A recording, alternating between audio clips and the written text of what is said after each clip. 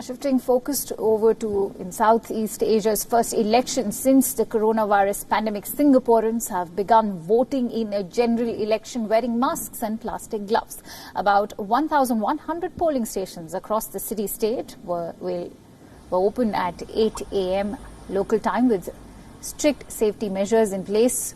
Older voters were given priority in the early morning hours as protection against the virus, and people being treated for COVID-19 or under quarantine at home were not allowed to vote. Unlike most elections elsewhere, a general election in Singapore isn't about choosing between different political parties vying to form the government. Instead, it will question how complete the dominance over Parliament the People's Action Party will have in power. Prime Minister Lee Hsien Loong's party has never lost an election since independence in 1965. It is expected to win another 5-year term comfortably. The job security and the government's handling of the ongoing coronavirus pandemic are among issues of concern for Singaporeans. Nevertheless, citizens are still concerned about the lingering economic fallout from the pandemic. I'm a soon-to-be final year student, so I think me and my friends, one of our top concerns are employment opportunities. We are worried that we won't be able to land a proper job after graduation or even before graduation.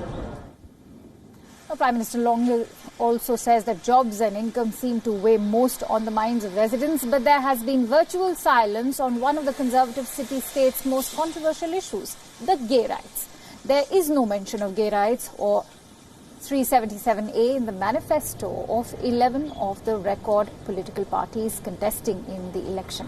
Basically, being gay remains illegal for more than 5.7 million people of Singapore.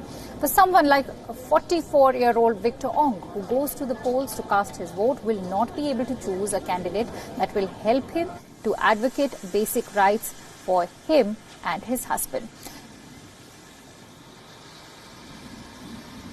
When India, an erstwhile colony of the British Empire, repealed the Section 377 that criminalized homosexuality in 2018, the voice has started growing in the city-state. Singapore's Prime Minister has previously called the law an uneasy compromise as society is not that liberal on these matters.